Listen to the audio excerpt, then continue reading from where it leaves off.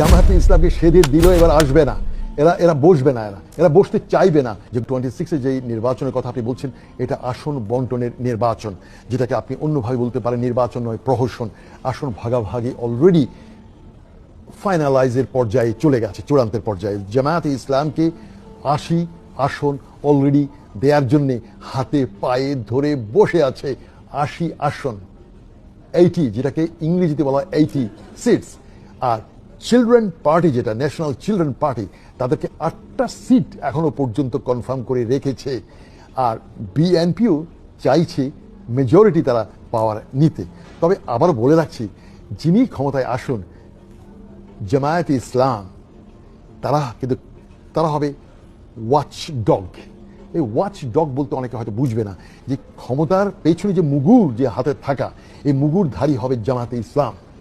সুতরাং যারা আসবে 2026-এ, এটা একটা মিক্সড একটা কিছু আসবে।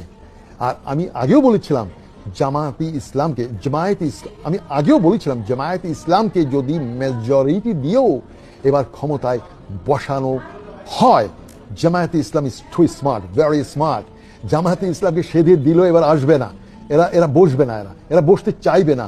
বাট 2028-এ জামাতকে পায়ে ধরে সেধেই তাকে দিতে হবে।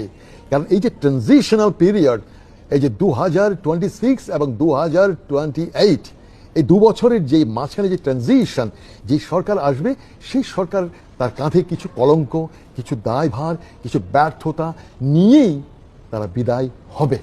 তারপর হবে আসল নির্বাচন।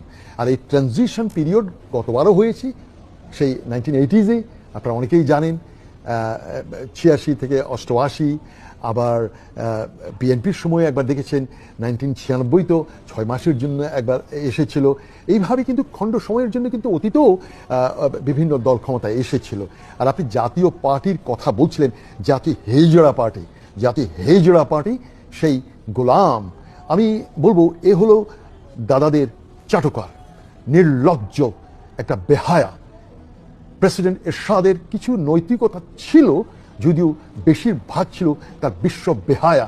আর তার জিন্দা যে ভাইটা আছে, ও ছিল বিশ্ব বেহায়া। আর এই গোলাম কাদের, এ হচ্ছে মহা বিশ্ব বেহায়া, নির্লজ্জ, দালাল, চাটুকার। এদেরকে নির্বাচনী অংশগ্রহণ করতে দেয়াও এটা হবে একটা অভিশাপ, রাজনীতির একটা অভিশাপ। জাতীয় পার্টিকে ব্যান করা অত্যন্ত জরুরি।